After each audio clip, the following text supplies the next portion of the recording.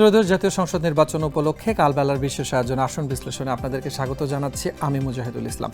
আমরা আমাদের আজকের যে আয়োজন, সেখানে যে আসনটি নির্ধারিত হয়েছে আলোচনার জন্য, সেটি জাতীয় সংসদের 28 নম্বর আসন। জাতীয় সংসদের 300টি আসন থেকে নির্বাচিত একটি আসন নিয়ে প্রতিটি পর্বে আমরা ভোটার, প্রার্থী, ইতিহাস সবকিছু আপনাদেরকে জানিয়ে দিয়ে রাখি। কুড়িগ্রাম 4 এই আসনটি জাতীয় সংসদের 28 নম্বর আসন এবং কুড়িগ্রাম 4 আসনের সীমানার যে তথ্য আছে, এটি রৌমারী উপজেলা, চর রাজীবপুর উপজেলা এবং চিলমারী উপজেলা নিয়ে গঠিত। সর্বশেষ আপডেটকৃত যে তথ্য আছে যে কুড়িগ্রাম 4 এই আসনটিতে সর্বমোট ভোটার কতজন আছেন সেটি আমরা জানব।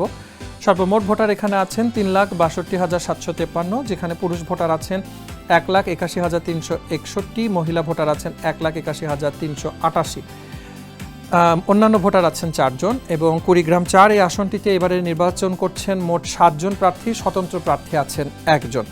আমরা এই ভোটারের যে সংখ্যানুপাতিক দেখলাম, সেখানে কিন্তু যেমনটি দেখছি যে নারী এবং পুরুষ প্রায় সমান সমান আছেন এবং এই উভয়ের মতামতের ভিত্তিতে এবারে একজন এমপি নির্বাচিত হতে যাচ্ছেন, যিনি এই এলাকাটিকে প্রতিনিধিত্ব করবেন। আমরা জেনে নেব যে কোন কোন প্রার্থী কোন কোন প্রতীক নিয়ে এবারে নির্বাচন করছেন। কুড়িগ্রাম 4 এই আসনটিতে এবারে মোহাম্মদ আজিজুর রহমান বিএনপি থেকে ধানের শীষ প্রতীক নিয়ে নির্বাচন করছেন। মোহাম্মদ মুস্তাফিজুর রহমান, যিনি 11 দলীয় জোটের পক্ষ থেকে বাংলাদেশ জামাতে ইসলামীর দাঁড়িপাল্লা প্রতীক নিয়ে নির্বাচন করছেন।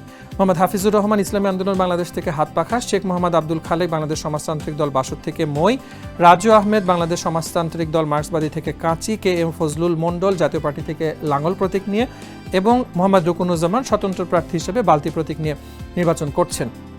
উত্তরের এই জেলাগুলোর যে রাজনৈতিক ইতিহাস ছিল, সেটি কিন্তু এবারে অনেকটাই পরিবর্তন হয়ে যেতে পারে, যেহেতু বাংলাদেশে এবারে রাজনীতির ভিন্ন একটি হাওয়া বইছে, সবার নতুন করে প্রত্যাশা জাগছে এবং উৎসব মুখর পরিবেশের আমেজেই এই ত্রয়োদশ জাতীয় সংসদ নির্বাচন অনুষ্ঠিত হবে, তেমনটি প্রত্যেকে আসলে প্রত্যাশা করছেন। আমরা এক নজরে দেখে নেব 1991 থেকে 2024 পর্যন্ত যে ভোটগুলো বাংলাদেশে অনুষ্ঠিত হয়েছিল, সেখানকার বিজয়ী প্রার্থী কারা ছিলেন, তাদের সর্বশেষ যে প্রাপ্ত তথ্য, সেখানে প্রাপ্ত ভোট তাদের কত ছিল সেটিও আমরা জেনে নেব। 2024 আসনটি থেকে বিপ্লব হাসান বাংলাদেশ আওয়ামী লীগ থেকে নৌকা প্রতীক নিয়ে নির্বাচিত হয়েছিলেন। তার প্রাপ্ত ভোট ছিল 81,132। মোহাম্মদ জাকির হোসেন আওয়ামী লীগ থেকে নৌকা প্রতীক নিয়ে 2018-তে নির্বাচিত হয়েছিলেন। 2014-তে মোহাম্মদ রুহুল আমিন জাতীয় পার্টি থেকে সাইকেল প্রতীক নিয়ে নির্বাচিত হয়েছিলেন। তার প্রাপ্ত ভোট ছিল 32,607।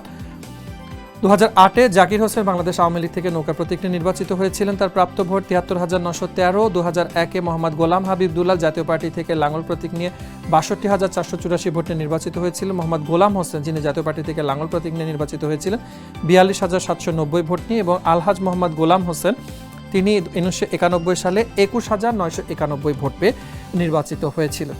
এই ছিল আমাদের আসন ভিত্তিক বিশ্লেষণের আজকের পর্বে। দেখা হবে নতুন একটি পর্বে, জানাবো আরও বিস্তারিত কিছু বিশ্লেষণ। সে পর্যন্ত কালবেলার সাথে।